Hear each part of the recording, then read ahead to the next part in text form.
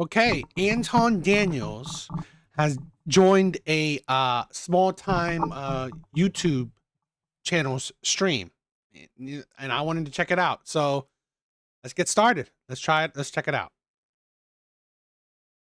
Okay. Is because I'm not that hard to get in touch with. Gotcha. So at any point, you could have emailed me, you could have DM'd me and said, hey, man, let's have a conversation. Let's kick it. And I would have pulled up. I'm not hard to get a hold of in any capacity whatsoever. So I don't understand why not, you know what I'm saying, have a conversation with me, either face to face or online or whatever, instead of dissing me online. I don't understand that, bro. It's a lot of things that you say that I agree with, and it's a lot of things that you say that I disagree with. But I never said nothing about you online, because if I disagreed with you that much, I would have hit you up, because I know you're not that hard to get in touch with. That's true. So to answer your question,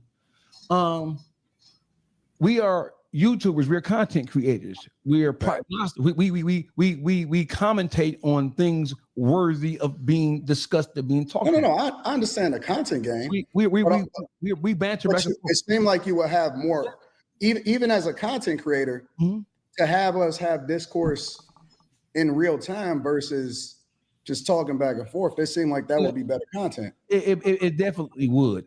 And to answer your question, when I was aware of you long before the whole Charlie Kirk explosion. So the reason why I know I seen you did a live stream. Y'all talked about me before. Yeah. That's what I'm saying. Why not just reach out to me? I'll pull up. Hey, well, my thought process was based on listening to what you said about being disinterested in having a discussion or a debate. No, I'm not interested in debating people like Destiny and all of these big people. I kick it with my people from Detroit all day long. Can you remove this from the bottom so we can? I got you. All right. So that's my answer is that based on what you were saying, I'm talking about me. I was reviewing what you said. No, I feel you. And I was giving my opinion. At the end of the day, I'm not happy that man got killed. You know what I'm saying? I'm not a racist. You know what I'm saying? But he was. You know what I'm saying? And for you to try to take up.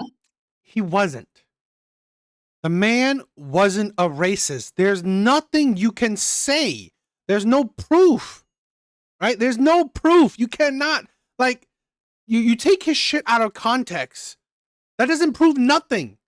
It's literally, you are clickbaiting. It's like literally you watch a clip and that person's racist. It's just like, this is the thing, right? It's just like, you know what? A white person, right? He sees, a black man being arrested by a police officer, and he assumes, you know what? Black people are criminals without no context, without, listening to everything, without seeing the whole picture, right? Then you automatically judge someone based on that. Surprise, surprise. You're angry that people judge you based on stupid shit like that. On pure things like, it has with no real context to it. Stop falling for that. Stop judging people purely on the small little shit you hear. Okay? When you don't hear the whole picture. And I've said this before. Just like Anton said, you could have debated Charlie. If you had the fucking guts, the balls, this man went on every campus, public campuses, right? Public places, which was pretty much his downfall, right? He probably shouldn't have gone to these public places, but he did that because he wasn't afraid to be challenged.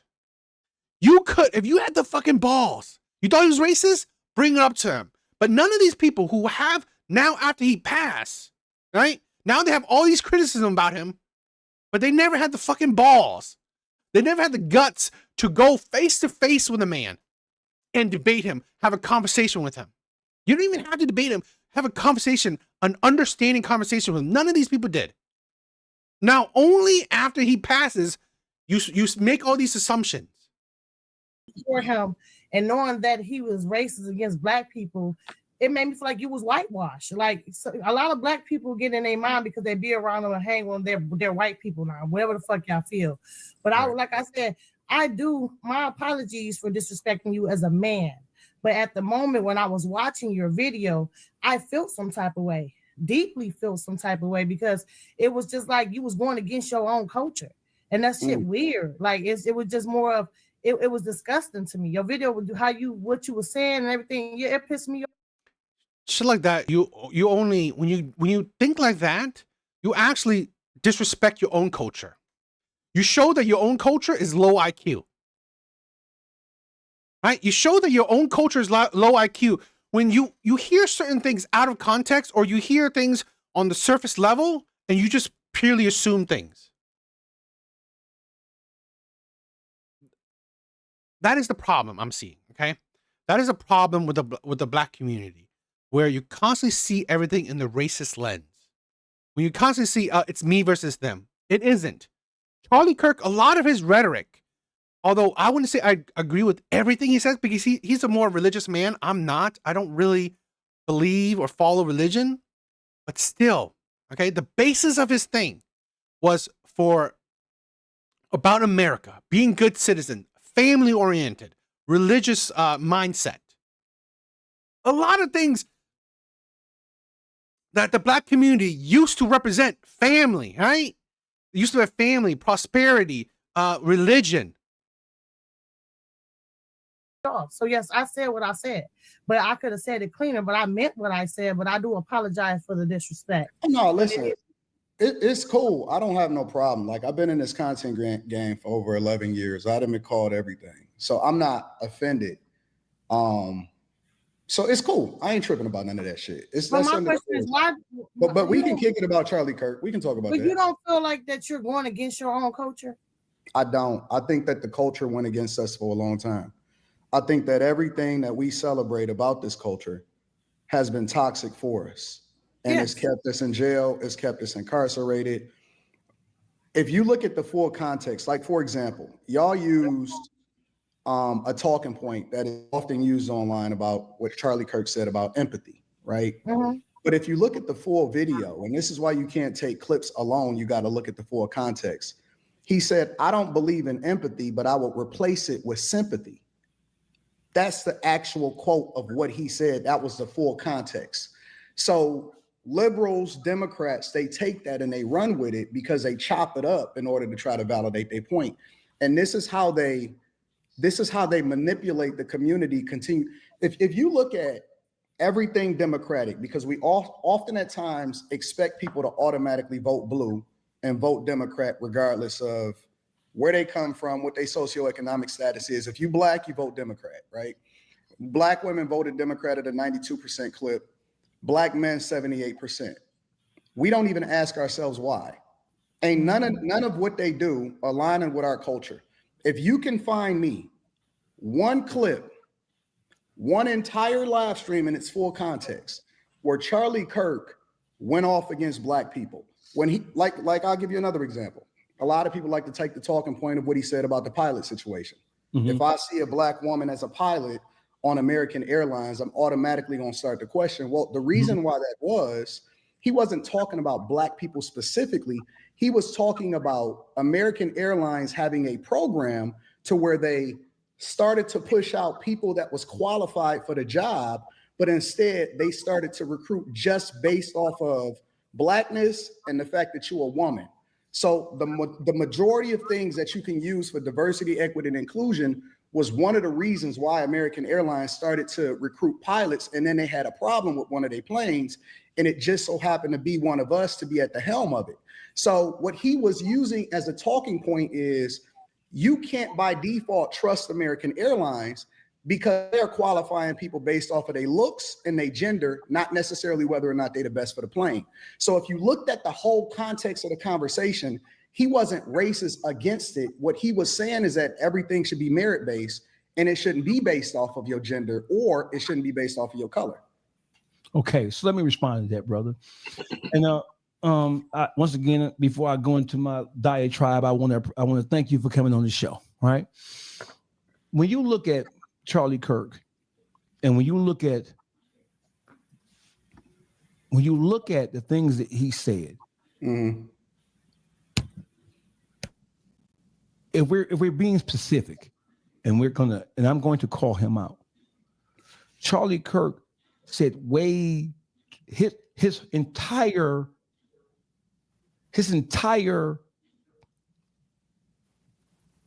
and I'm emotional about this, but I'm just trying to put this aside. His entire spiel, he utilized words to isolate and to bring up some of the most obvious issues within the Black race.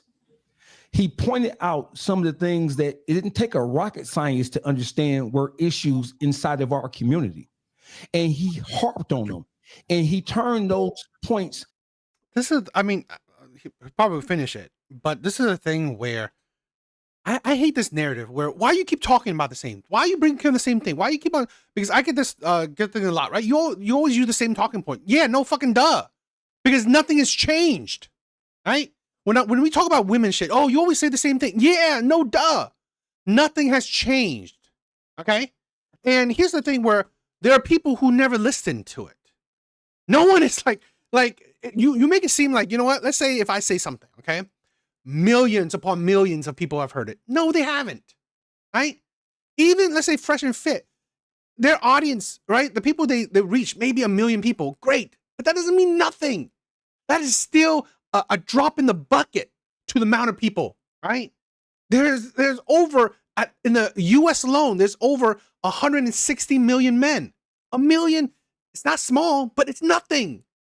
So that's why, yes, you may hear it over again. But here's the thing where even if you hear it over again, have your perspective changed? It hasn't. So really, honestly, that's the point. Because if you hear it over and again, and yet you either your perspective hasn't changed or you can't have, you haven't thought of an argument against it, what does that mean? It means that you're pig-headed and we must repeat it over and over again. We must say it again and again. Because here's the thing, Charlie Kirk, one of the things he constantly said, and he said it, right? Charlie Kirk sees the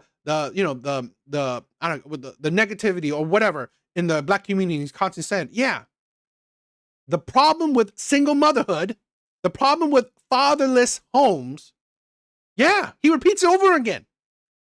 You hear it, but have you changed? Have you fixed anything? You haven't. So really, it is good that you hear it over and over again until things are changed. Because here's the thing, right?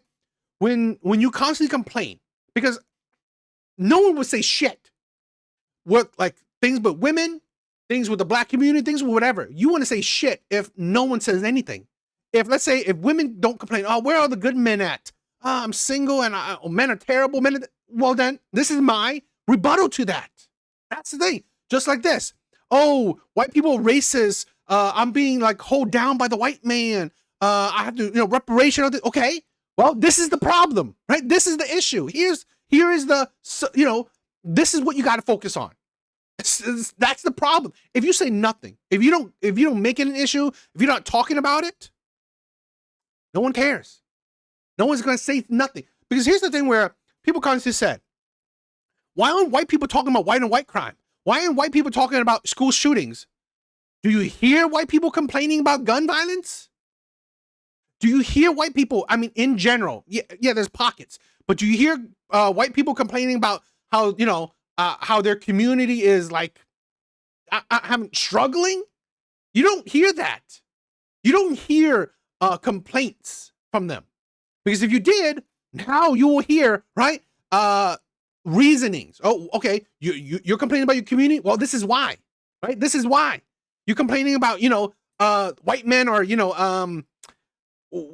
white men are suffering. Okay, well, this is why. That's the thing where a lot of people don't understand. No one would say shit about the Black community if they don't make it an issue.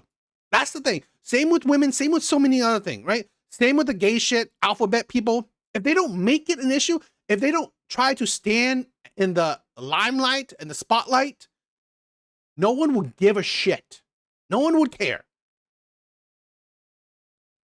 Into dog whistle fodder. Mm-hmm.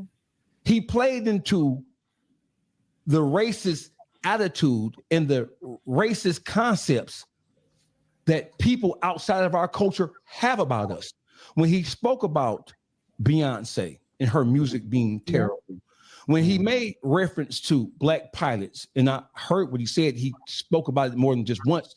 When he said, he made a point of trying to emphasize the part that it was all DIE, it was all basically affirmative action. And when he got on the airplane and he saw a black pilot, the first thing, a black pilot, he said more, he talked about it more than once. I heard him say that, and he said it in a jokingly offensive manner. He said, when I get on the airplane, I see a black pilot, I automatically start thinking, what are your credentials? How did you get here? Were you a DIE? Were you an affirmative action candidate? Are you actually qualified? As if the airlines, whose job it is, they're in the business of transporting people through the air, would somehow put the credibility or the safety of their company or the safety of their passengers at risk by hiring somebody solely based on the color of their skin because they were black. And when he talked about, when he said that when he says, when I see somebody black, I automatically start thinking this and that. And I think about Martin Luther King. And Martin Luther King said, and I'm not going to quote here, but he said, I'm looking forward to the day when black people are judged by the content of their character, not the color of their skin. What right. Charlie Kirk was proposing time and time again is that he was judging people. No, he wasn't. Okay? That's the thing where they said he doesn't want people to do that. Okay? DEI, affirmative action in today's world, right? We're not talking about like 50, 60, 70 years ago. In today's world, right? DEI, affirmative action, is purely that, right? It is you are basing things on the color of someone's skin, on their orientation, on their gender. You are not basing things on their character, on who they are, on their merits. That is the essence. Stop it with this is the problem, right? This is the problem with people who are weak-minded, people who are easily triggered. When you don't listen, right? You don't listen, you don't what is it? You don't listen to understand. You listen to respond. That's the thing. You listen to respond, because if you understand it, he's not saying, oh, you know what, black people, I'm going to assume this. No. He wants it where, you know what, if DEI was gone, if affirmative action was gone, if race-based hiring was never a thing, in his mind, he would never think that. Right? No one would ever think that, because that would never be an option. That would never be a thing, because it never was, right? Race-based hiring would never have been a thing. Okay, so that wouldn't be an idea. So in his mind that it is a thing now, right? Race-based hiring, it is a thing. Then now he's wondering, is that person fully qualified? Is there another person that's more qualified, but, right? But because of their race, they outpoint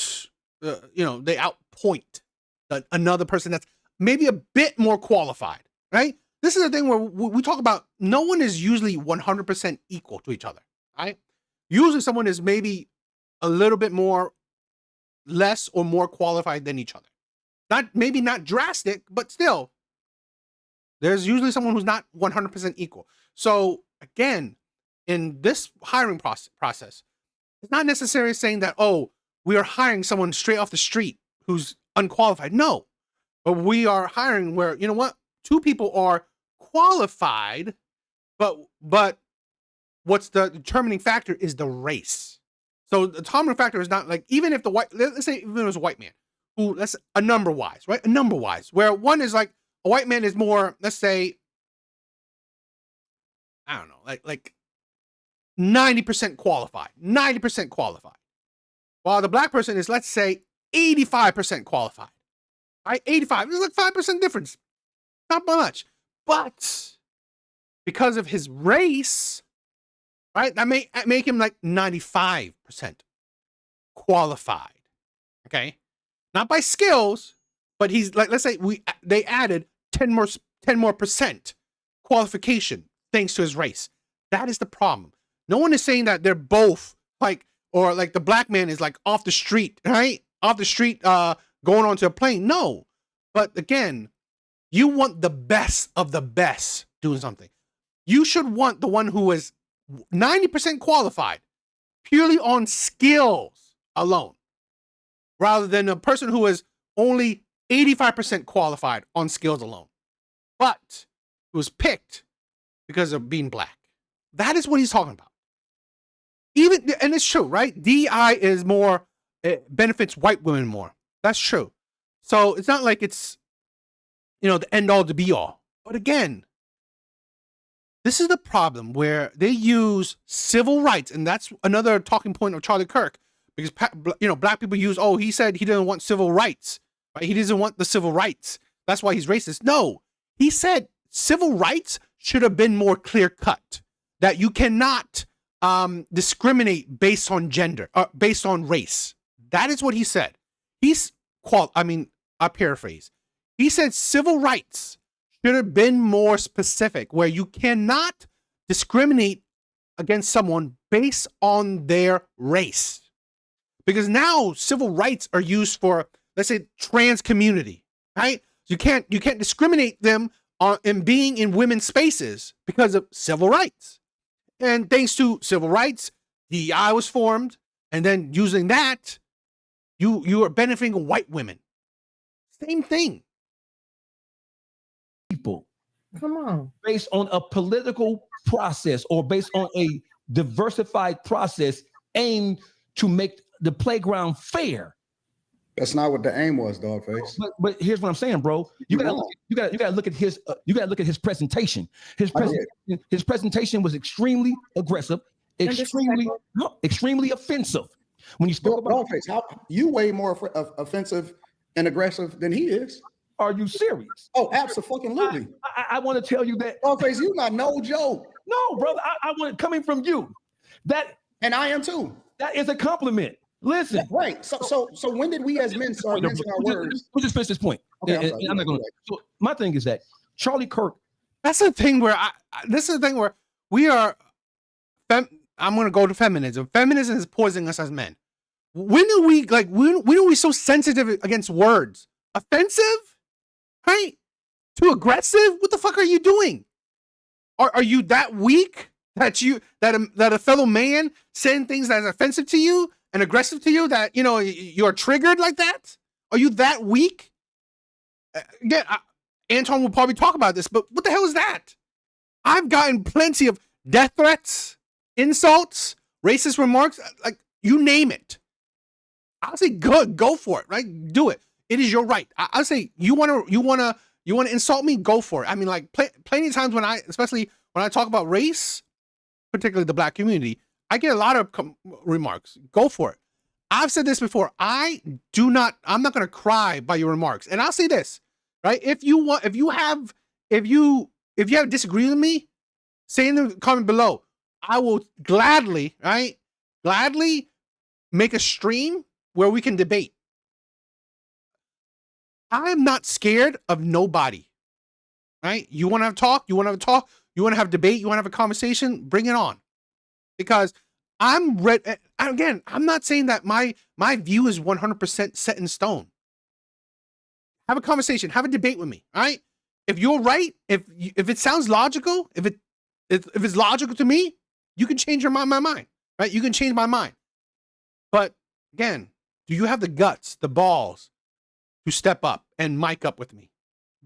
People, I mean, I'm not saying I'm anyone big, right? But usually the people who have been insulting, who have been detractors, none of them have ever. I've done I've done a few call-in shows. None of them shows up. I mean, I'm not saying they would, but I'm saying like those are the opportunity. You want to debate or have a conversation? Come on. He made a living. He rose to the level of fame that he had by pointing out everything that was wrong about black people in Pacific, right? You're wrong. Let me just get this off, bro.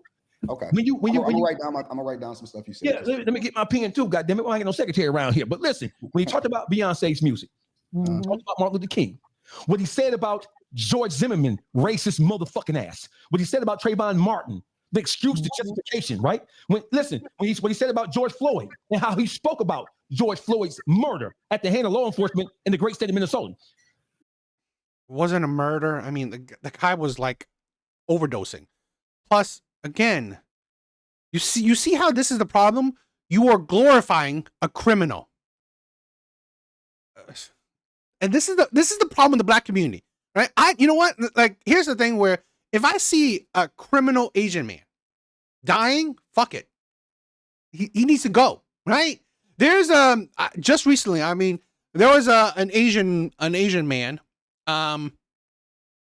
who essayed and did horrible things to women on campus. He drugged them and did horrible things. If cops killed him,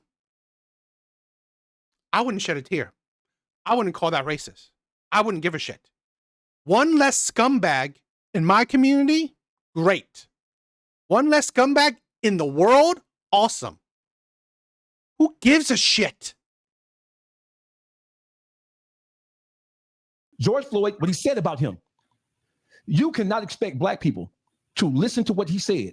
When you look at how black people as a whole feel about how we're treated by law enforcement all over the world, but specifically in this country, he knew that was a hot button issue. He attacked that issue with vigor. He attacked it with no sympathy or empathy for the people who were more primarily affected by George Floyd's death. When he attacked Beyonce, when he attacked the legacy of the Martin Luther King, when he talked about LeBron James, right? There are too many times where Charlie Kirk used what I call, and what the whole world knows as dog whistling, to speak to his base, which were mainly white Anglo-Saxon Christian men, aka MAGA supporters. He did too much of that for my liking, bro, without any real justification. So the majority of what Charlie Kirk spoke towards, that's what you chose to hear, right? Because I have a hard time believing that any of y'all actually was understanding what Charlie Kirk was about before he passed away. And the reason why I say that is because the majority of y'all talking points that y'all had the last time that y'all live streamed was all the same stuff that everybody else was just repeating that everybody else was saying. Because Anton, we don't have to reinvent. Wait, no, first I thought you said you were gonna let me get my shit on. But I'm allow you. Pardon me for the interruption. Because what he gave the world, as it specifically, I'm talking about black people. I'm black. What he gave us was a bunch of accountability. Listen. A bunch of accountability. Listen. There's nobody who understands, because if you watch some of my content, I'm really heavy on gangs in Detroit. I'm really heavy on these so-called community activist groups who are waiting for somebody to come with some magic pill to deal with all the negative shit that happens in our black community. Listen, you can't legislate. Which is why I'm surprised at you, dog face. Why are you surprised? I would think that you probably would be the leader at the forefront of actually championing the majority of the stuff that he would say. Well, I'm gonna be honest with you. You don't listen. The only reason, because ain't nobody really told you about yourself. Like, I'm gonna tell you about yourself. Because see, I'm the type of nigga that's gonna just tell you the truth. The only reason, dog face, that you are, as far as continuing to celebrate the bullshit that's within the community, while at the same time you straddle the line, dog face. You hot sometimes, you cold sometimes. Sometimes I wonder if either you Republican or you Democrat, because you call out the bullshit, but then continue to still support it by allowing for people to still stand in these spaces where they can be victims. When we know that most of the time, the majority of this shit that we go through is self-inflicted wounds. Listen, the one thing about Charlie Kirk, and similar to myself, is that Charlie Kirk didn't dodge no smoke at all. He was willing to debate you. He was willing to meet. He was going college to campus. He was pulling up on people in real life. And the majority of who he spoke to wasn't even black people. It was liberal white women. It was liberal white women. That is the people that he held accountable the most. And so the thing about it is that the thing about us is that when we called out, see, when somebody say something to me and they say, Anton, I don't fuck with you, you're wrong, and so on and so forth, I'll be like, all right, I feel you. You know what? I respect that because I got thick skin and I don't live in an echo chamber. I'm not looking for everybody to agree with me. I'm trying to figure out what the right thing is. So even me sitting here talking to you right now, I don't disagree with some of the stuff that you're saying. I actually am taking that in. I'm going to sit on it. I'm going to sleep on that shit and I'm going to consider it. But see, the thing about the most black people is if you're not massaging their ears and telling them what they want to hear, if you're not agreeing with them by default, they don't want to have a conversation. And that's the biggest problem. It wasn't that I agreed with 100% of what Charlie Kirk said, because I don't agree with 100% of what my own mother say, right?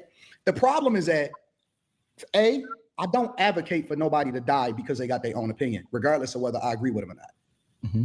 I'm not going to celebrate somebody's death, right? I would rather you be here and me be able to debate you or talk back and forth with you if I disagree with you than is celebrating your death, because now I don't have nobody to spar with. I don't have nobody to try to convince, right?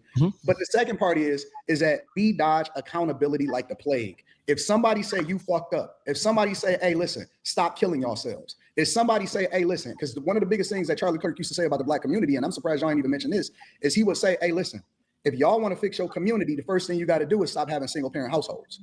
If we don't want to talk about none of the shit that he said that's actually hitting us, we want to feel like victims. Motherfuckers in the hood talk harder than us and say wilder shit about us than Charlie Kirk ever did, but we get offended at that nigga. But you said the right thing, Anton. The thing is, look at the messenger and how he was delivering it. See, you missing that part. This man saying, right, the messenger shit. I constantly get it, right, in my comment section, because I talk about the Black community. And like, look at you, you're an Asian man. Okay, great. So how's your community now? Right? It's like, let's say this. When Kevin Samuel was around, right, holding Black women accountable, did they like the messenger then? Did they like the messenger then? They didn't. So really, no, that shit is bullshit. Saying the messenger? No, you just don't want to hear it. That's the fucking shit. You don't want to hear it.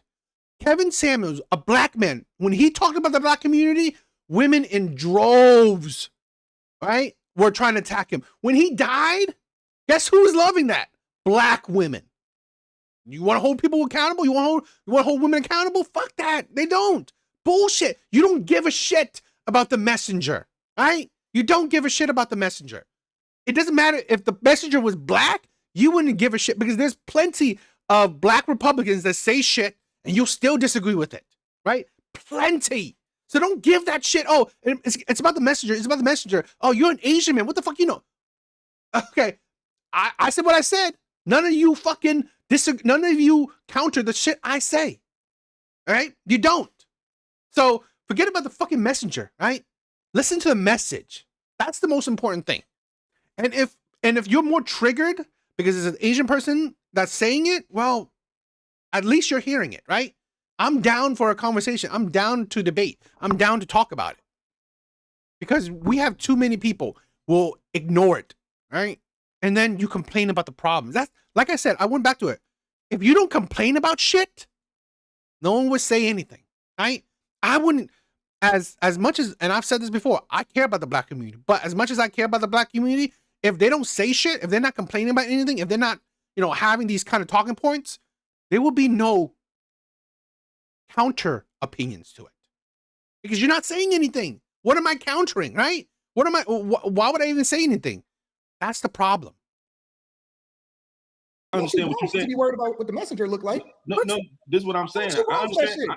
I understand what you're saying about listening to his whole message. But who put him in our shoes to be able to give us a message about what we should and shouldn't do? Y'all not hearing this shit no matter what I say it, and y'all don't listen. If I say it, y'all don't want to hear shit about me. Y'all don't want to kick it with me. The first thing that y'all say is, look at this. So why would we want to hear it from him? Make that make sense. You don't want to hear from nobody.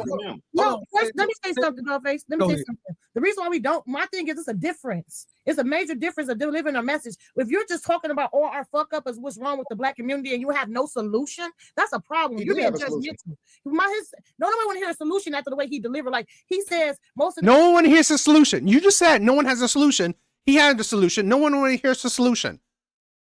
Again, you want the fucking echo chamber. You don't want to change. That is the problem with the Black community. As a whole, they don't want to change. The problem with the Black community is, yes, the Black community is not stupid. I said this right now. The Black community is not stupid. They know the problem. They don't want to fucking change. But that's fine. You don't want to change? Cool. The problem is you don't want to change. You know the problems. You don't want to change. And yet you complain. It's the white man shit, racism, that, systemic shit, that, all these things. Poverty, this, all this, that. Well, then fucking change. Right?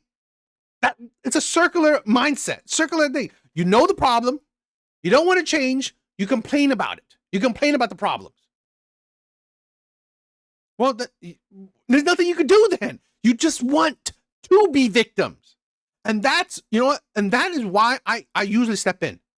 Because even women, when I see victimhood, and I usually hate that shit. I really do. Because it's usually disingenuous. You're not a real victim.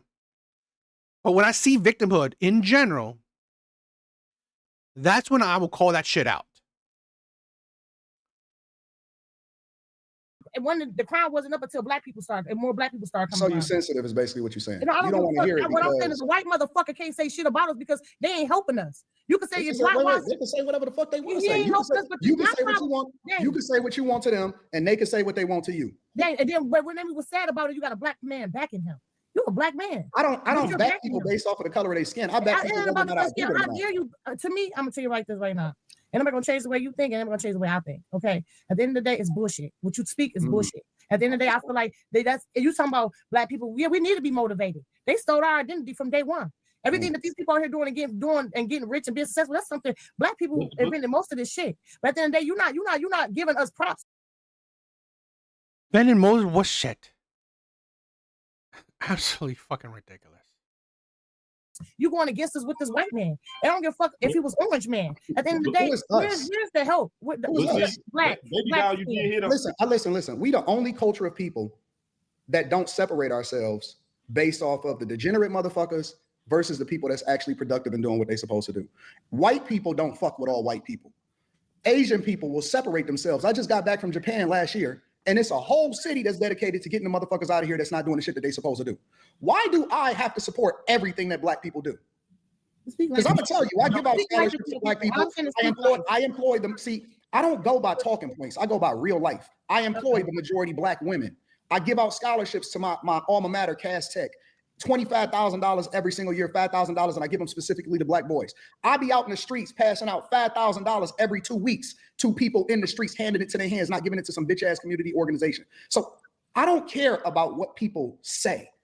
The real work is on the ground. And so my life is a reflection of it. I'm married to a black woman. Who's any of these people, right? Who are any of these people to talk? What have they done for the black community? This is the problem. You talk a lot of shit, and when other people talk a lot of shit, you have something to say. But yet, what have fucking you done? What have you done? You have no ground to stand on. Everyone can have an opinion, okay? But when you chastise another person for their opinion, what have you done? Right?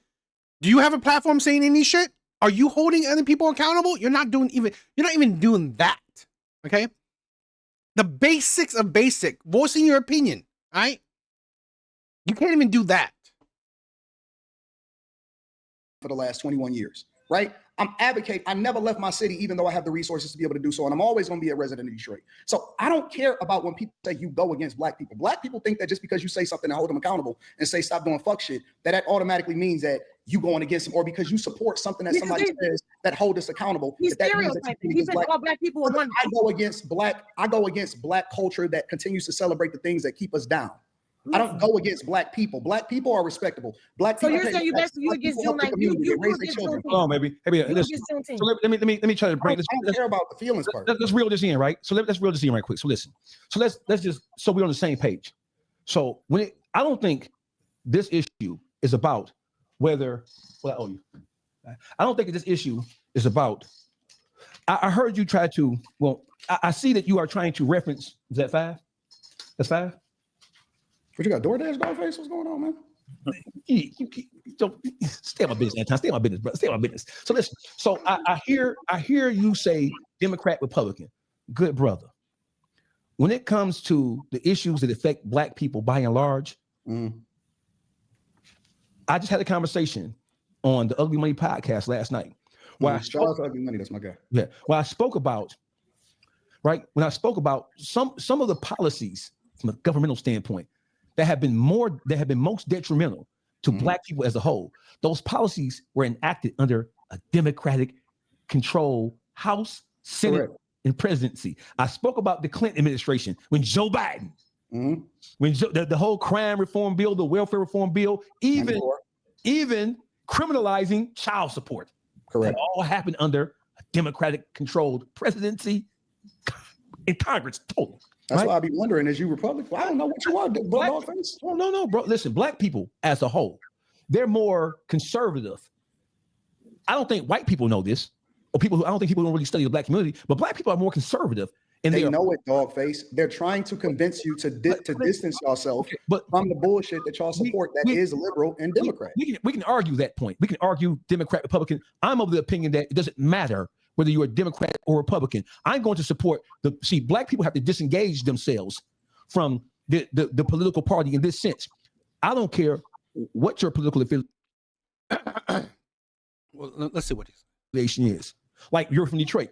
I talk to people in the city council. I talk to people who deal with the mayor's office. And I know that you have the Chaldean American, the Arab American. They're always down at the city county building. They're always at the mayor's office trying to champion and trying to force policies and procedures that's going to benefit their race of people. But see, the reason why it matters, dog face, that we have both black Republicans, it matters that we care about having people on both sides. I get you, but see, my point is this, Anton. It's not about because we can't listen. We can't demand anything if they already know that everybody is going one way. Well, we can't demand. We can't advocate for anything, dog. Like, no politician gives a fuck about black people. Absolutely. Because black people already have made up in their mind that they only gonna vote one way. So it matters from the lens of how do you have them on both sides? We could all disagree here, right? We're gonna fight because we all cousins and we all from the same city. The fact of the matter is, y'all need me just as much as I need y'all, because to live in an echo chamber is to get nothing. Yeah. But to work with people that you don't necessarily agree with, but you can find some common ground on, is how you start to solution for things. And so anybody could say, well, no, we shouldn't care about this or we shouldn't care about that. We should, because to speak to your point, we only show up between 9 and 16% at a voter clip in order to get things done. And so if you don't galvanize people, or you don't have people, but we so focus on whether or not we offended, we're not necessarily making progress, and that's what they count on. That's what they're banking on. So listen, I understand that what they count on and bank on, what people who don't like us and don't care about us, what they count on is a system that was put in place hundreds of years ago. They count on they count on the fact that we've already been so marginalized. They count on the fact that we've already been so disenfranchised. They count on the fact that we've already been so thoroughly brainwashed and conditioned against each other.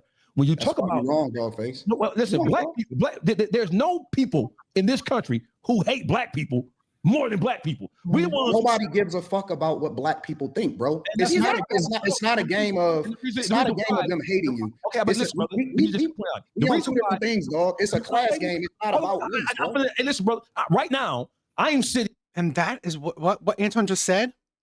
That is what I've always believed for the longest time. Okay, it's not white men are in charge, right? It's the few select oligarchy or elites, right? I think that includes white people, black people, it's just rich, right? Of course, probably white people are mostly that demographic. But the issue is that the rich want you to be like this. The rich wants you to be victims. The rich want you to view white people as the enemy, the oppressor, because then that's what you care about, right? Racism, that's what you care about. Then you don't care about class, right? Classism. That is the actual problem, the root of the issue that nobody cares about. Right? A select few people see the actual problem. You shouldn't be caring about white people.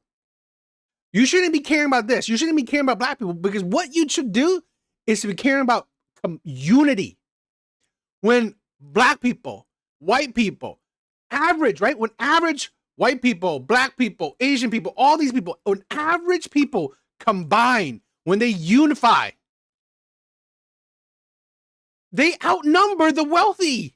They outnumber the wealthy.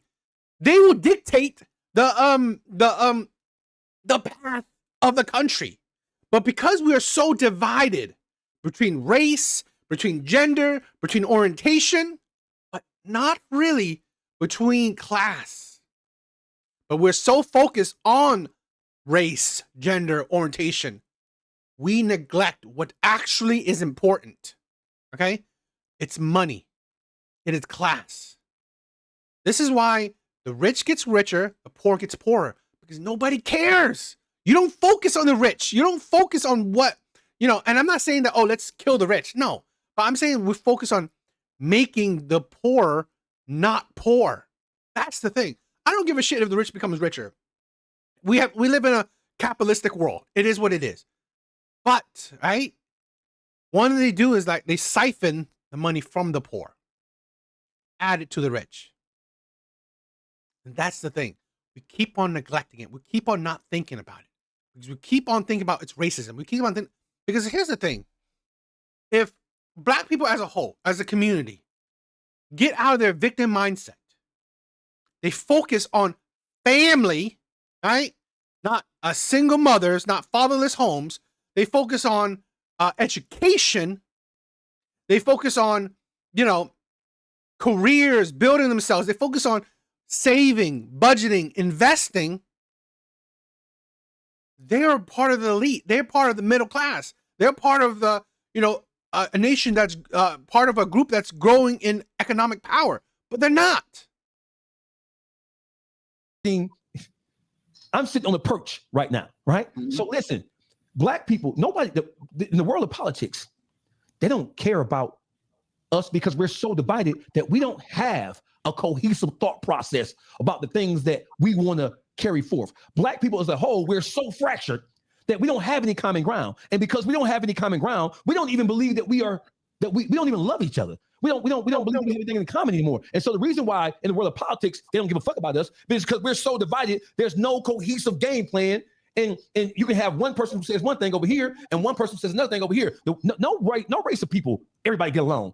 You have Chaldeans, we from metropolitan, we from Detroit. So right. the largest segment of Arabs and Chaldeans outside of the Middle East is in Detroit, right? Correct. So they are always down at the city county building. All Chaldeans and Arabs and Lebanese, all Chaldeans and Arabs don't get along. But what they do understand is, even though I might not like you, as a whole, we have to push a particular agenda because it's going to benefit us all as a whole. Black people are so disenfranchised and so fractured from a psychological standpoint that we don't even know that we're our own biggest fucking enemies. Correct. I agree. And what I'm saying is, it's not about being a Democrat or Republican. So I don't want to get this. I don't want to juxtapose the shit that's going on with Charlie Kirk and the loss of his life. That's just a jump off point of a bigger conversation. I get you. So I don't want to. It's not about being a Democrat or Republican, because as I would like Black people to move forward. As we're only going to move forward. We're only going to be able to deal with the conditions that have a negative impact on us as a whole if we band together. There's no legislation that can be enacted that stop a nigga from shooting another nigga and then celebrating on the fucking rap record. Ain't no policy for that. It is the lack of love and respect and connectivity amongst Black people that is the problem with that. And I don't want to reduce this argument. Well, Dogface, you can't say that then. I can't say what? What you just said. Black people hate each other, and that's by condition, it's by design. Dogface, if I hadn't taken the initiative, because I'm the biggest YouTuber in Michigan. You are? Without a doubt. And if I didn't take the initiative to pull up on y'all and say, hey, let's kick it. Let's have a conversation. How can I kick it with y'all? And then how can I ultimately push y'all and promote y'all? Because I'm tired of these motherfuckers from these other cities and these states in Atlanta and New York pushing each other. And we always got to get it out the mud. And then if I get there, now I got to just sit there by myself. No, I'm looking for other people and other content creators. That's why I watch your shit. That's why I'm pulling up right now. Mm-hmm. Right. And I want to push y'all. I want y'all to be just as successful. I want y'all to be able to get this content creation money. I want y'all to be able to do it. But see, that's the thing. The first thing that y'all did was, and I'm just going to keep it 100. Fuck that nigga, this and that, whatever. Not one person reached out to me. Not one person hollered at me. Dog, you go on Ugly Money's podcast and you never even hit me up. And I'm in your own city. The fuck is that? So you can't sit here and tell me. Is this a public scolding? I'm gonna keep it real with you. It's hypocritical because you're doing the exact thing that you're preaching against. And I'm in your own city. We don't even have to agree with each other, but we can fucking push each other and get money. And we have the same ilk. We probably touch the same people, touch the same hood. And you didn't reach out to me on some, hey man, let's kick it on some type of shit. Let's run this bag up. Y'all was just talking shit. You like Black people, so we didn't want to approach you. Hold on. Y'all was talking shit. And because I'm a fan, I'm a fan of what y'all doing. I pulled up on my own merit. I said, you know what? I'm gonna wait. And I waited till I seen you live. And I said, I'm gonna pull up and kick it with him. And we gonna figure this shit out. We gonna have some discourse. We're gonna create some good content. And then I'm gonna push you niggas because I actually feel what y'all doing and I want you niggas to win. So it's hypocritical for you to say that, dog, because in real life, when you get the opportunity to do it, you ain't doing that shit. You ain't doing that shit. So I'm gonna let everybody else chime in too, but let me just say this. The reason why you have the YouTube streets, it is because at a point where I was growing 600-700 subscribers. I will say this, right? I would never beef with anybody. I mean, it's not worth it. I'm down. I'm always down for a conversation, but beefing with people is like ridiculous. Subscribers a day about 8-9 months ago. I said to myself, I've been doing podcasting before the term podcast was even in popular lexicon. I've been doing podcasting since 2011. When my only examples was Rush Limbaugh and Howard Stern, for better or for worse. The YouTube streets was a concept that came out of my mind, and the whole purpose and the aim and objective is to get other content creators from the great state of Michigan, specifically Detroit, and to bring us all together and each one push one. I made it to Ugly Money Podcast. I'm making it to Real Life Street Stars. I'm making it to what was that shit Miami with the Dancer Report, all because that brother down there, Uncle Jukes. So my point is to you. So listen, you're right about that. What I should have done. And notice, I didn't go back at y'all. No, you know what? So I never said. If you notice, dog, of all the people that I go off on, I never ever pick anybody from Detroit that I ever respond to on some negative shit. Never. I've never. No. I'm feeling you, but what I'm saying is we have to change our mindset when it comes to not necessarily liking everybody, because it's plenty of. Listen, the one thing I learned about Republicans going to the White House, meeting the fucking president, and all of that shit. The one thing I know is this: even if they going back and forth publicly, they fuck with each other behind the scenes. They fuck with each other behind the scenes. I'm not talking about me no more. I'm saying that people in general, right? Because one thing that I know about Black people is that we are fucking tribal, and we will go 10 toes down. We tribal against each other. You know what I'm saying? But my point is that I'm not easily offended, and I'm not sensitive. You know what I'm saying? So I looked at the shit and I thought it was dope, because it was like, you know what? All right, cool. Now I need to pull up and had a conversation, right? And so it's dope. But my point is that even if y'all say shit that I 100% disagree with, I still fuck with y'all, because I focus like 98% of my time on the shit that I like about you, and 2% of my stuff on the shit that I don't necessarily fuck with you about. Okay, so listen, let me. I want to bring Boogie into it. I know he has. So let me just tell you this, right? I don't think so. Listen, Black people. Let's just get this out the way. Black people, right? And I'm heavy on. I was on the Forum magazine. I seen it. I watched it. And I said some things about I watch everything, bro. Ray Winans, and Ray Winans said, "Hey, don't like what Dogface said. I would like to have a conversation with him on your platform." And he thought that I was saying something specifically about him and his movement. Hey, listen, I don't think that any community activist group or any member of city council or even the mayor, you can't fix the shit going on in the Black community, right? We have a love affair with killing each other and fucking over each other. That's not a Democratic or Republican issue. That's a Black issue. And I'm saying I want to say as a people, bro. In the 1950s, as recently as the 1950s and 60s, my family's from Alabama. Didn't matter if you were leaning towards being a Democrat or leaning towards being a Republican. Of white America, not all whom were responsible, but you don't have to have all of one people who all agree about one thing in order for that one thing to happen. Now, I want to strike it here. Charlie Kirk, he gave us what I consider hate-filled speech, and I don't think it's appropriate for Black people to be trying to legislate or trying to spank other people for their disposition towards somebody who has presented himself to be unbridled, unrestrained bigot. I disagree with you. We're not gonna see eye to eye on that point. I think that Charlie Kirk was absolutely positively 100%. Hey, listen, he called out some of the obvious issues in the Black race. But the only reason that he called them out is because what was happening what was happening in popular culture, because he was popping way before Trump got in office the second time. Popular culture, and the majority of the time, let him talk. And the majority of the time, also because people pulled up on him and would debate him about the same things that you're talking about right now. That's where the majority of those two talking points. This thing where he's out there debating people. He's not going to just figure out, like, it is Black people that come up to him and ask these things, right? Debate him. So he says these things. He's not going out of the blue saying shit. The worst thing that ever happened to Black people, well, I ain't going to say the worst thing. Let me say this. Let me go into something. No, say it. I dare you. One of the things, I'm going to get to it. One of the things that Black people don't understand that they keep on holding on to is this diversity, equity, and inclusion bullshit. That shit was not for y'all, and it did not benefit y'all, and it largely benefited white women. We know that. The civil rights movement was hijacked by the feminist movement. The feminist movement was hijacked by the alphabet community movement, which Obama championed, and then the alphabet community movement was transitioned into the diversity, equity, and inclusion, which included them, white women, and everybody before them. So the worst thing that ever happened to Black people, I mean, it's slavery, but I'm talking about in our generation, at our time, right, was the breaking up of the family. You see when he said all those hijackings? That is why Charlie Kirk disagreed with the Civil Rights Act. That is why. That was his point. He didn't disagree with the Civil Rights Act because it gave Black people freedom. No, he disagreed with the Civil Rights Act, and he said it. Look it up. He said it because it was too vague. He wanted it to be more straightforward, that you cannot discriminate someone based on their skin tone, based on their race. That is it.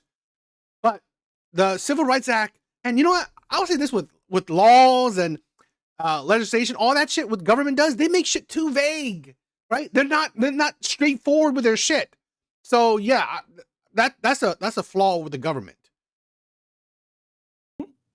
Tying ourselves to welfare and the federal government, True, which they then leveraged to keep you a part of the Democrat plantation, True, which they didn't have to give you anything or answer to you as a result of True. it. And now they celebrate the worst of your culture, and we don't do anything about it by taking personal accountability and responsibility. But instead, we keep saying, I don't like what they're doing, but it doesn't matter because you're not going to do nothing about it when it comes to the results that you're getting within your own community. You're not going to marry the person that you're having children with. You're not going to educate yourself. You're not going to change your community. You're going to go out to West Bloomfield and fucking Novi, and you're not going to throw your trash out the window. But as soon as you pass 8 Mile, you're going to throw that shit out on the street. You're going to get mad at every person that says something that you disagree with, instead of trying to understand why they're saying it and then partnering with them so that you can understand what the real war is. It's a class war. It's a class war. It's not a race war. But they're using race to continue to keep you coupled with this party that ain't never did shit for you for the entire time that you've been born. Let me chime in, please. So listen, you keep reaching back to Democrat versus Republican because it's the values, dog face. I get you. You keep reaching back. Black people on the ground, and I'm one of them niggas who lived across 8 Mile. I'm one of them niggas who. I am an elitist, if that's what you want to call it. I'm one of the motherfuckers who call motherfuckers poor broke ass bitches, right? But here's the whole thing. Listen, we understand that when it comes to the social dynamic of the Black family structure, we understand that welfare, we understand that some of the things that the government instituted was designed to break down the very fabric and to weaken the fabric and the fibers of the Black community. We know that. But here's my point is, Anton, is that it is the message. It is how you articulate the message. And I'm saying that Charlie Kirk, for example, I'm gonna go back to him. The way he articulated it sounded like disdain. It sounded like hate. It sounded, and then when you talk about who he was debating, That's the thing where, like, stop saying it sounded like. Right? You sound like a fucking woman. It sounded like. Why do you care what it feels, right? You're the feeling. No, don't matter what it sounded like. What was actually said? That is it. What is actually said? Stop interpreting things through your feelings. For the most part, young college students who are still developing their whole train of thought. These are not. Why did he do that? Why did he do it, Dogface? Understanding is key. Why did he do it, Dogface? Because he was trying to go. Because we know that the college campus is the absolute most fertile ground to transforming people's thought process. So so now that you get off of his talking points and you start to understand how and why he moved, he's giving you the blueprint on how we can then change and affect the minds of the young people. He didn't go and chase people that was already made up their mind on what it is that they was going to do and they never going to change. He went to the fertile ground. When I look at certain people and I'm studying them, I'm looking at their impact and I'm looking at how they're able to grow their audience. I'm looking at whether or not they was able to start a movement. So dangerous. I'm paying attention to everything, and we get so caught up on the bullshit that it don't even matter, bro. Let Boogie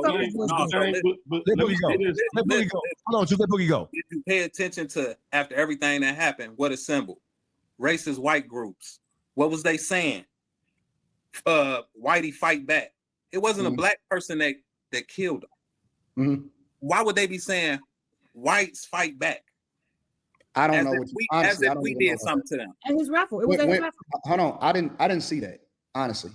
I'm being absolutely honest. What I seen was black people inserted themselves into a conversation that they said that they wasn't. Hold on. What I seen was black people. If it was a white on white thing, then why were black people inserting themselves into the conversation? Because they're being asked to. No, they didn't. Nobody asked black people to comment on Charlie Kirk. Nobody asked black people to comment on Charlie Kirk. So listen. So why are they fighting against us though? Okay, who's fighting against you? The temperature of the media, the temperature of the media outlets, the temperature. Hold on.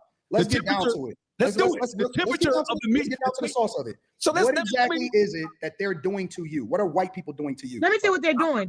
I'm not necessarily saying they're doing anything to me. I'm speaking of what's going on in the media, and I'm seeing with him dying, what's formed is racist white groups. If he was for everybody, it would be groups like that form. And what racist white groups? What are you talking about? That did not come out of the death of Charlie Kirk. Racist white groups? What media are you seeing? What they were talking about was that it was a liberal situation, and they were talking about that he was dating a trans person, and he went to these indoctrination camps that we call universities, and they were saying that what was written on the bullet was Antifa based, and it had nothing to do with black people. Black people inserted themselves into the conversation and started saying, "Ooh, see, look at this. I don't give a fuck about what he knows." Black people started saying, "I don't fuck with Charlie Kirk. I'm celebrating his death because he didn't fuck with black people." They was not quiet. They didn't remove themselves. Let me say right now, that's not fair. They inserted themselves into a conversation, and then they get mad when somebody responds to them. No, Daniel, you're not going back to the root of it. Hold on, baby doll. They got the queen. He inserted us when he was talking trash about us. Hold on, baby doll. Go ahead, gossip. It just came up about black people inserted themselves into the conversation, right? One of the most respected voice inserted herself into the conversation by Candace Owens. And when she made her statements, everybody jumped on that. So I don't even fuck with Candace Owens. Exactly, but she's one of the. Y'all don't even consider her black. Listen, we talking about skin tone. When she No. Y'all don't fuck with Candace Owens. Y'all don't look at her as a spokesperson. Let me get this point off, brother. Okay, go ahead. Because this is disingenuous. No. Black people yes. don't like her, but they definitely listen to her words. When she made her statement, brothers and sisters started beating her ass over the media. That's what happened. People been beating Candace Owens' ass the entire time since she's been popular in the media and popular culture. Candace Owens is the black version of Charlie Kirk. The reason why Candace Owens spoke on it is because she was friends with Charlie Kirk in real life. Exactly. So we talking about skin tone here, whether people don't think she a sister or not. She made the comment what made other brothers and sisters jump on it. No, y'all don't even listen to Candace Owens. Y'all don't even bro. I don't know one black person in real life. General, not specifics. I don't know one black person in real life that is subscribed to Candace Owens' podcast or listen to shit that she say. All of a sudden, y'all care about what Candace Owens says. Hey, listen. I don't want you to try to frame us because there are people on this panel from different walks of life. And so listen. How many of y'all listen to Candace Owens' podcast? I have listened to enough of what she had to say. No. That's not the question. Enough? What does that mean? You listen to it one time and you're done. That's enough, right? That's not that was not. You didn't really answer the question. Yeah, hold on. How many of you listen to Candace Owens' podcast? I don't listen to. I didn't listen to Charlie Kirk's podcast. So why the fuck you care about what he say then? I don't have nothing to say about people that I don't fuck with. Watch this. Let me ask you a question. My thing is, I'm a student of history, religion, and politics. I'm not just some barbarian that you might think I am, right? No, I listen to everything you say. I know exactly who you are. You think that you thought that I was going to come up on this platform and I wasn't going to study you? I did not, brother. I did not have any preconceived notion of what you was or wasn't going to do. I wasn't concerned about it, to be quite honest, because I know that I know how to defend my point, whether you disagree or agree or not. So here's what I'm saying. One of my favorite podcasters was Rush Limbaugh. He's the poster child for podcast conservatism going back 30 years. I listened to Rush Limbaugh and I agreed with 99% of the shit he said, right? But he had more of a baby doll. I think you should go at dog and hold him accountable for that. No. Because Rush Limbaugh said way worse things than Charlie Kirk. Hold on, one of the biggest misconceptions here is that baby doll, you gonna hold Dogface accountable? One of the biggest misconceptions here is that black people, by and large, don't want to hear something that they can't swallow with ease. That's not true. That's not true. Hey, baby doll. You do realize that Dogface is more like me than he is like y'all. No. Let me tell you. That's cute. Nobody gets a Dogface is more like Dogface and Anton Daniels. That's cute. Are 1A and 1B. No. So here's he's more like me than he is like Here's the difference, right? Here's the difference.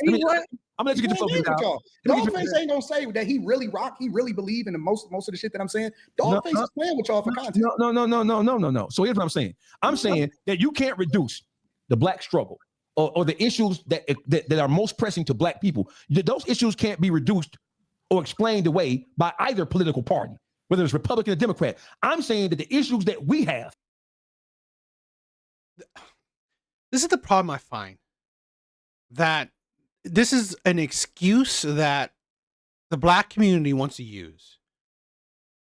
It's like, oh, you can't just, boil it down to this. No, it's very simple. Very simple. It is so simple, right? So simple. A kindergartner can understand it. Learn financial education. Right? Learn financial education. Not hard. Not hard at all. Stop doing crime. Not hard at all. Really, it's not hard at all. Create families. Do not create broken homes. Stop the single motherhood.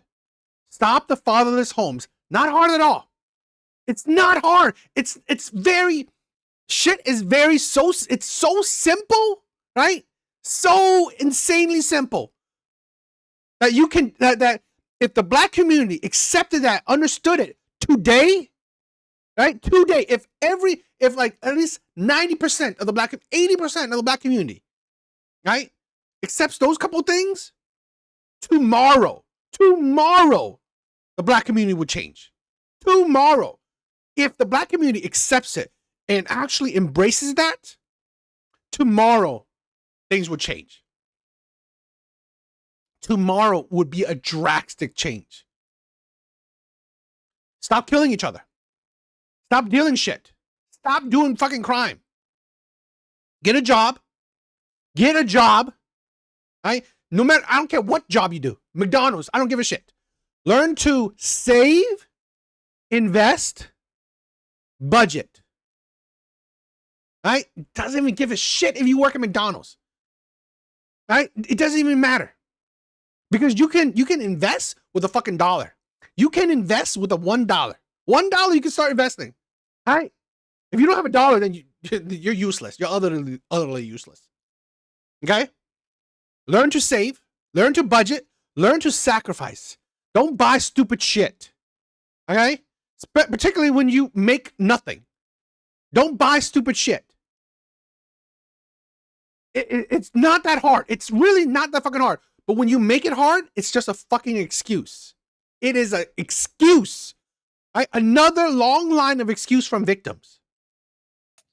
We are responsible for correcting and cleansing our own situation. Hey, Dogface sound like me right now. No, but that's always been me. Hey, Boogie, do you think that Dogface sound more like me? Bullshit, Anton. No. Let's be for real. Dogface's favorite person was Rush Limbaugh. He was. Dogface listens to Candace Owens. I have. I didn't agree with most things. And Dogface has the same talking points that I have. No, I don't. Yes. The reason behind Dogface is a conservative Republican that is sitting here playing games with y'all. The difference between me and Dog is that I'm just gonna be for real and say, listen, that was cute. Let me tell you who got money. Let me tell you. I ain't even talking about no money. I ain't mentioned nothing about money. Let me tell you who Dogface is. So Dogface is what you call I'm a realist. You hear me? I feel like family, nigga. I'm a realist, and I'm a person who understands that before you can correct anything, I'm black. So I'm most concerned. That's the way that you relate to the people. That's not the thing that you really believe in. I'm most concerned because as a black man in America, I'm most concerned with the things that affect people who look like me, who travel the same roads as me. Right? I've studied you enough to know that you are lying right now. Well, let me just finish my point. Let me get loud off then. So let me get loud. I'm most concerned in real life. I'm a published author. My last book was called Add, Subtract, Multiply, and Divide. And that book is about all the things all the things from outside of the black community that have control and have impact on the black community. And so Dogface is a capitalist. All right. Y'all can let him do this word salad. Y'all can let him do this word salad shit if y'all want to. Right now. Dogface is about money. Daniel, thing you care about. We don't give a fuck because Dogface ain't harming nobody over here. Okay. The thing is my problem with the black is when y'all speak on black like all the blacks is like that. And that's a problem for me. All blacks are not like. Stop it with that fucking bullshit. All right. It doesn't matter if all or one or whatever. It matters as the majority, right? It matters of the perception, right? Even, let's say this, even if, I don't know, 51% of the black community does crime. Only 49 that doesn't, right? Not all, but still, that 51% is hurting the black community. It doesn't matter if the 49 doesn't, doesn't do nothing. Because also, again, you complain about other shit. You complain about, the white man does this, discrimination, oppression, this, the future, that, the past, that. Like, again, if you don't fucking complain, then there'll be nothing to say. But you do. When you play victim, well, you're going to get called out. Yeah, and that's okay, you got some black people, but it's in every culture. It's not just black. Y'all just target black, but you got poor white people, you got poor Mexicans, you got poor every other culture is the same way as us. Wrong, baby doll. I just said that I don't care for black culture. The culture is the thing that we push and we celebrate the most. That's most of the time the worst for us. I said specifically that every culture or every group of people don't fuck with everybody that's in their sphere. You said I act like I don't fuck with black people. I said that I don't necessarily care for the culture that keeps championing and celebrating the shit that's the worst for us. Now, what you said that? Well, are you saying like Juneteenth? Because he said that's the same shit that Kurt said. Are you saying you don't celebrate Juneteenth? No. You said that you held me accountable to black people. Yes. But now you changing it and you saying, well, wait a minute, we not all the same. No, I'm not changing shit. My thing is, that's why I'm holding you accountable because we're not all the same. You're not understanding that you just like the white people, you put all the blacks in one pool. No, I don't. I just said the culture. It's the culture. What the culture is all black. So listen. No, there's a lot of people. How's the culture all black people now? That's in the culture and that participate in the culture. So Anton, you're stating the obvious. How's it obvious when this woman doesn't see that? It's not. This is why I said, right? People always say, "Oh, you're saying the same things. You're saying the same thing." Yeah, but guess what? Plenty of people don't see it like that. Plenty of people don't understand it. Even if it's obvious, right? Even if it's repeated, we still get plenty of ignorant people that really can't comprehend it. As if it's profound. Hey, listen, we know that right now in this country, as directly inside of our communities, that we do a lot of damaging shit to each other. Right? Oh man, Dogface talk just like me. But simultaneously, there are things that are happening by people who are in politics and people who are in positions of power. That I've said this before. Stop with that bullshit. Until you can fix your own house, right? Until you can fix your own house, stop caring about what's happening outside your block. Stop caring about what happens outside your block. When your toilet is fucking broken, right? It's clogged up. When your door is broken down, right? When your bed is like on the floor, when clothes is all on the floor, when like your sink is broken, like when your fucking house, right, is messed up, you caring about what's happening outside your house means fucking what? Doesn't fix your house. When you don't care about what's going on in your house, right, and you care about what's happening outside your house, you will never see the problems. You will never actually fix the problem. Okay? Because let's say even if what's happening outside your house, you fix that, right? You fix the broken sidewalk, whatever. You fix the lawn. Now you gotta go back to what's going to happen in your house. So really, you still always have to go back to fucking your house. And that's the thing. That's the insanity of the black community. You care about everything else, right, outside, just so you don't focus what's happening inside. It's just another fucking excuse. Have an impact on us, and those things are not based on wanting to see us as a people. So nobody gives a fuck about you as a people, bro. Hey, listen. So listen. Nobody gives a. Hey, listen. But let me contrast that. Nobody gave a fuck about Jews as a people until they made them give a fuck about them. Until they put themselves in position of power. Don't give a fuck about let me get off, brother. Let me get my point off, and then I'm gonna get your flow back. Nobody gives a fuck about anybody until that somebody or those somebodies put themselves in a position of power, influence, and they are forcing people.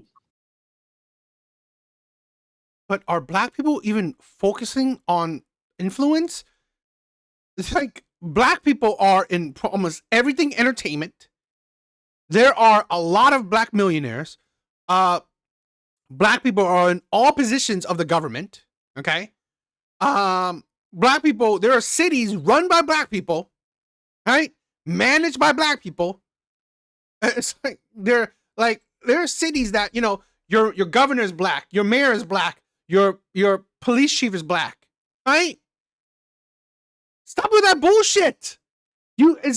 It's only black people who view themselves that they don't have power, when honestly, they have a lot of power. Black people have a lot of power.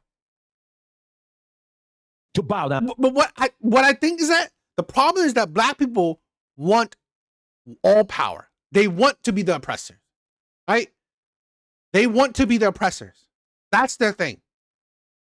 Because what power you don't have? President, there has been a black person. Governor, there's been a black governor. Mayor, there's been a black mayor. Police chief, there's been a black police chief. Millionaires, there's black millionaires. Billionaires, there's black billionaires. There's not enough? Fucking, you are not the same amount of people, right? Your population isn't the same as white population. What the fuck do you want? Now, they're forcing people to have to champion money can do a lot. Money can do a lot. You're wrong as usual. Jewish people don't even want visibility most of the time. Say us who? They don't want the visibility. They only want the power. Listen, and they only want the money. I don't want to turn this into an anti. I don't want to be labeled as an anti-Semite. So what I'm saying is this. So listen, from the end of the war of the World War II, right, to the advent of the state of Jerusalem. Of Israel, right.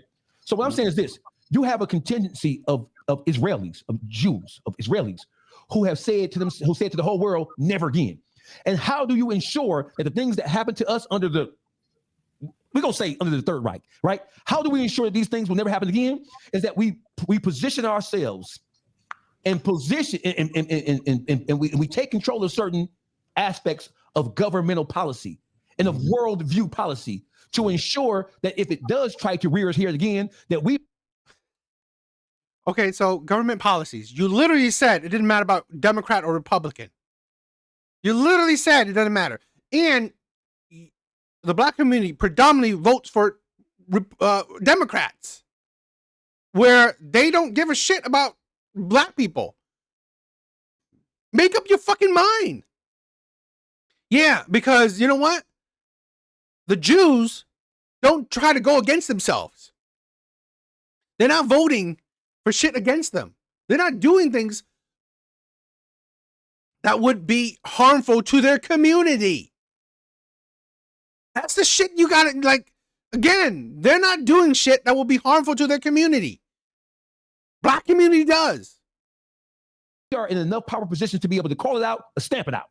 So what I'm saying is that black people, we need to be more like the Israelis. We need to take control of our communities. We need to do away with anything that's having a negative impact on the things that affect us as a people. And what I'm saying, Dogface, you just, come on, you're not real right now. I'm not real. Yeah, because the things that we would have to do in order to do that, we know that culture is unwilling to embrace that. Hey, listen, I'm telling you this, brother. I was the spokesperson for the Keep Our School Safe High School Music Tour for 3 years. It doesn't matter, Dogface, because like, listen, dog. Let me tell you what does matter. You're being performative right now. I'm not being performative. Watch this. Did you see it right there? You see it over that wall right there? Can you see that wall? No. Don't. You got the thing on, Dogface. Oh, my bad. Okay. Hold on. Let me take this thing off. Let me take this goddamn thing off. Hold on. I'm not being performative. I'm being matter of fact. So because we know. Who is we? And I grew up in the city just like everybody else. Regardless of what people may think, I was born and raised in the city. Nobody's saying you're not from the city, bro. We don't agree with some of your. No, I'm using this. I'm prefacing this by saying what I'm about to say. We all know who the dealers are. We know who the killers are. We know who the people that are poisoning the community. We know who's chopping it down and mixing it up with fentanyl. We know what we gonna do about it? We know who's who, and we ain't gonna do shit. So we can do all of this talking and running into high schools. Well, niggas ain't gonna do nothing about the black community. But the fact of the matter is this: we're loyal, and that's why I say the culture is trash, because we're loyal to the degenerates. We're loyal to. That's the thing where snitching. I will fucking snitch. If you are fucking poison to the community, I will snitch on your fucking ass. No snitching? That's a fucking black thing. Right? Oh, who you think you know snitching to, right? Who you think you're not snitching about? Crime. That's what you're not snitching about. You're not gonna snitch about crime. Promoting criminality. That is ingrained in the black culture. No snitching. That's the thing. Again, we don't have black people, right, talking about that, fighting against that, because you know what? It's part of the black community. I don't want to be against that shit. Okay, fine. And then you complain about other shit. Right? You complain about the white people. You complain about the white people. You complain about the government. You complain about people who hold that shit accountable, who talks out about that shit. The whole culture is the thing that we celebrate the most. The entire thing. We push, we celebrate, and we advocate for degeneracy. I reject. We advocate for degeneracy. It's not all fucking wrong with you people. It's not all, right? But it's popular culture, right? King Von was a shit, right? Rap, right? Now, I mean, rap is not like what it used to be. Rap now is like, rapping about bitches, guns, hoes, making money, killing people. That's popular culture. Whether you individually, right, do it or not, you gotta stop fucking making everything about you. You do not equal the black community. You do not equal the black community. You yourself, okay? The 4 people that's against Anton, you don't equal the black community. You don't. You don't represent the whole, you're not the representative of the whole culture. You're not. You're not, because you're nobody. You're not that popular. You don't move anybody. You have like people like, I don't know, Sexy Red.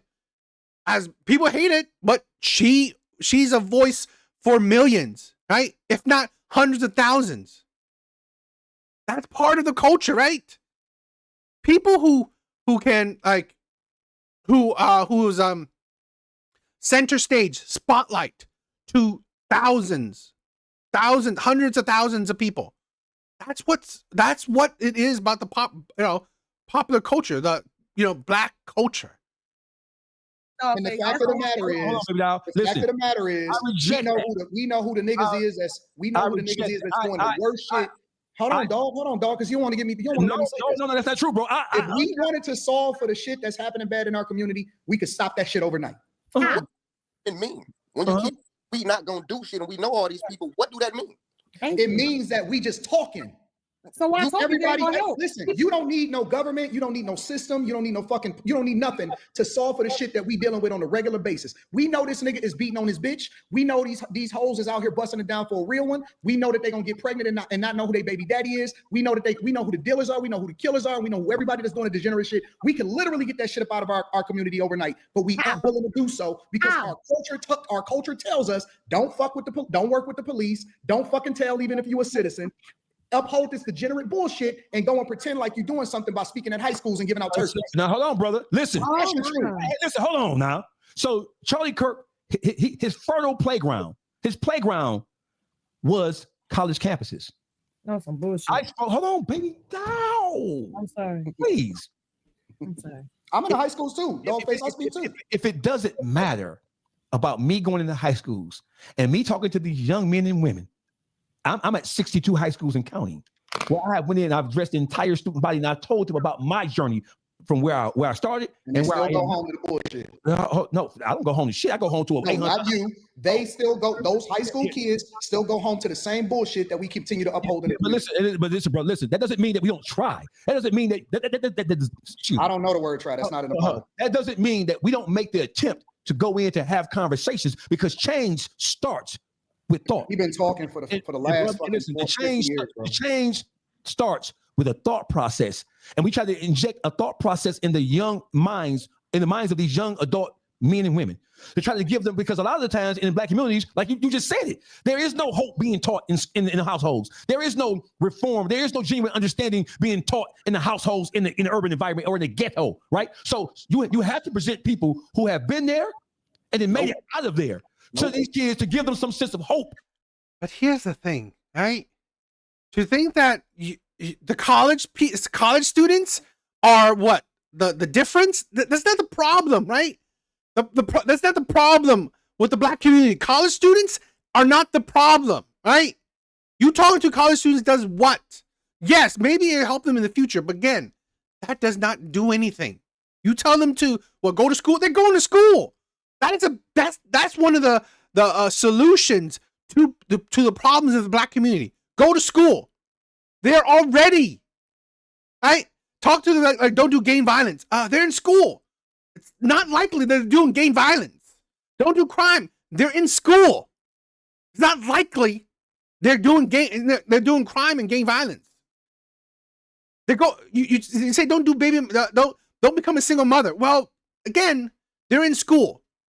That's their focus. Not necessarily those are the people you need to concern yourselves with. Not necessarily. Now, would it help? Yes.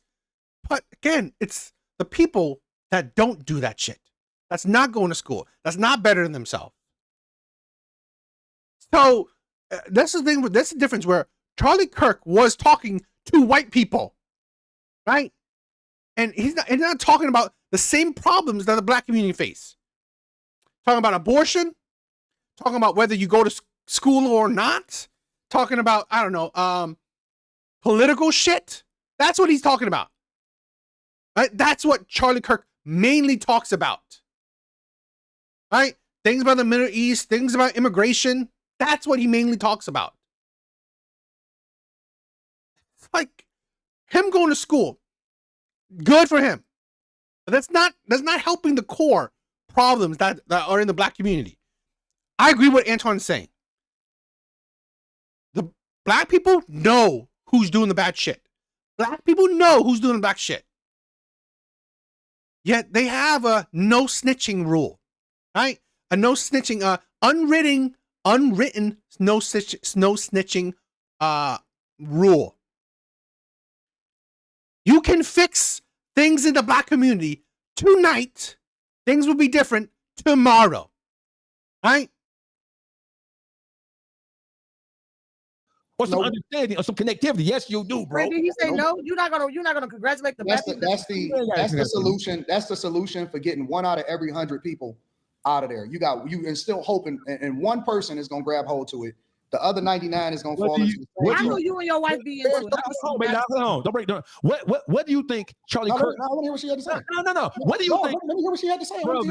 Brother. Hey, listen, respectfully. What do you think Charlie Kirk was trying to do when he focused? When he laser focused on the fertile ground of college campuses across this country? He went into those college campuses knowing that he was armed with a debate style and information that solidified whatever point he was trying to make. He knew and he understood that he was battling or debating with young minds of people who hadn't even formulated a real thought yet and was growing into an understanding of what it meant to be whoever they were. He knew that.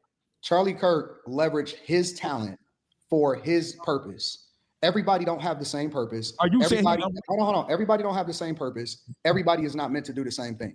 And some of us is meant to have a microphone. Some of us is meant to have the microphone. Others of us is meant to move the chairs. And everybody in the Black community don't agree with all the negative shit going on in here. We don't all agree with that shit.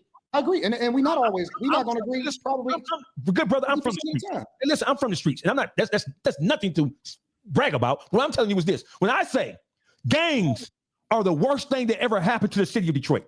When I say that once upon a time in America, there used to be a symbiotic relationship between gangs and the neighborhoods that they dwelled in, where they protected. And I'm trying to even you're talking about historically what gangs represented, not the thing that gangs are today and what they grew to be in the 80s and 90s. Who didn't say that? I said that.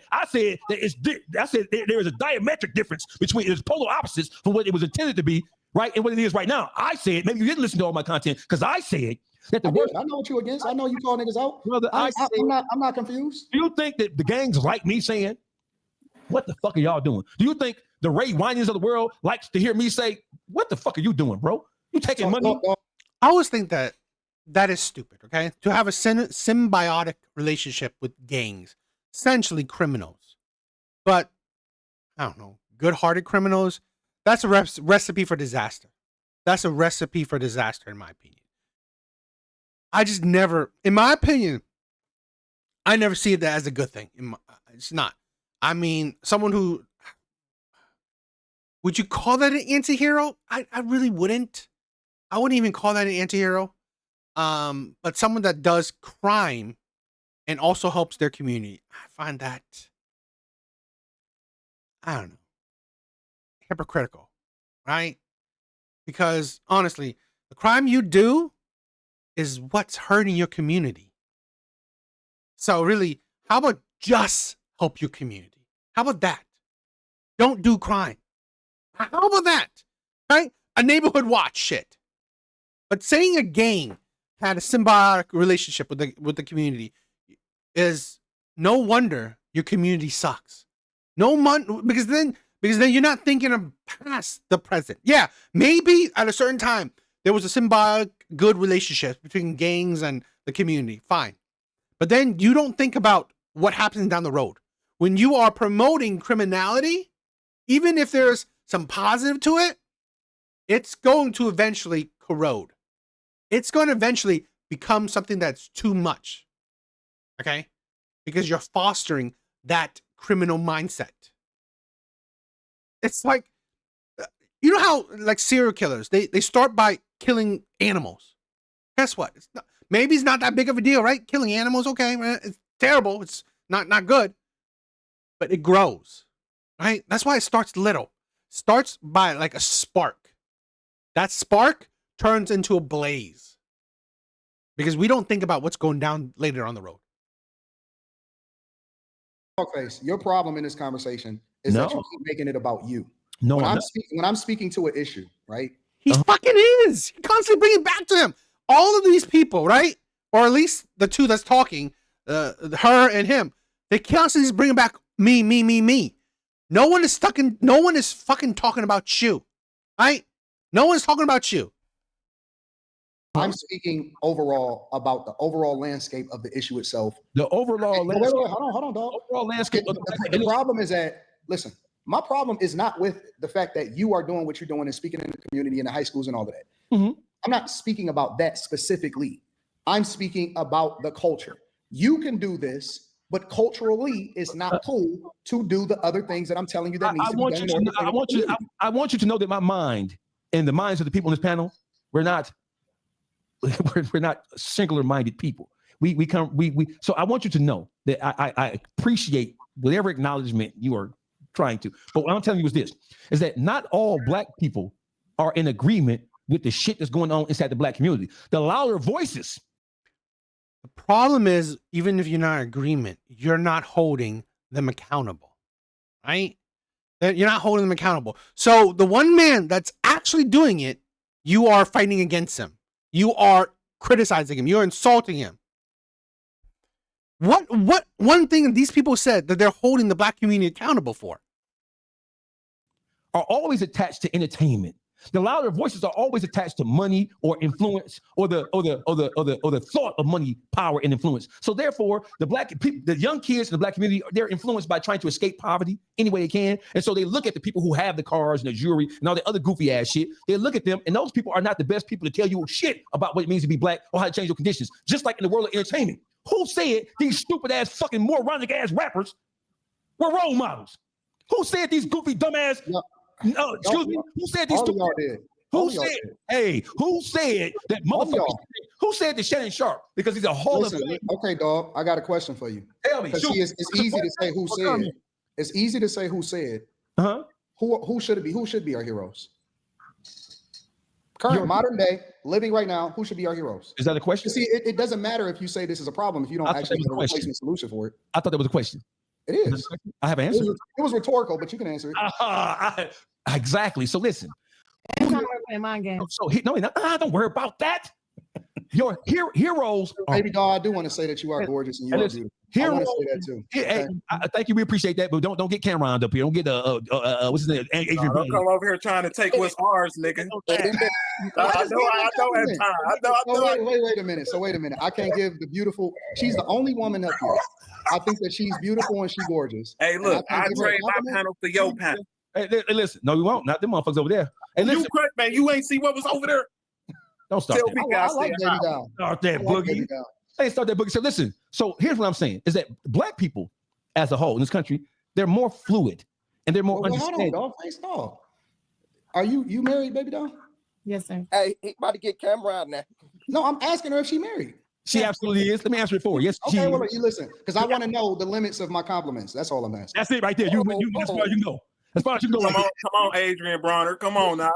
So listen, man. So hey, Mr. Daniel. It's about to end. I mean, I wish he said who would be a hero.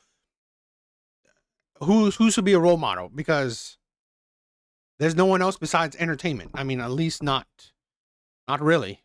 Not anyone is like looking towards any particular black person as a role model besides someone in entertainment. So what do you guys think? If you guys, again, right? I said what I said. If you guys have some detraction, I'm always down, right? I'm always down for a conversation, right? I'm always down for a debate. I'm always down for, if you could change my mind. If you think that, as an Asian man, I shouldn't talk about it, well, mic up. I'm ready to talk. I'm ready to have a conversation, So I don't mind, because it doesn't matter. Because if I can see it, right? And yet you don't see it and you say nothing, you do nothing, you have nothing to stand on. You have nothing to stand on. It's like one of the things I'm doing, right? I'm slowly starting a group filled with mostly black men, right? Filled with mostly black men to teach them financial education. Teach them financial education. Now, again, it's nothing. I'm a nobody. I'm not like some wealthy entrepreneur. I'm not funded, or I'm not doing it. I'm doing everything while being an average person, working, trying to make my own like life and shit like that. So, but I'm doing something, right? And I'm voicing, right? I use my platform, as small as it is, as not important as it is, to voice these opinions. That what I believe, I said this before, I think the black community is the coolest community around. But again, they have their problems, and their problems they don't even care about. Not really, because they talk a lot of shit, but they do nothing. Okay? And one of the things that if they talk, fine, talking is fine. But then when people who you should be agreeing with, like Anton, and you're not, then you have nothing to stand on. Because here's the thing, if more people, right, particularly in the black community, agree with a lot of the things Anton said, it will change shit up. It will change shit up. But, what do you guys think?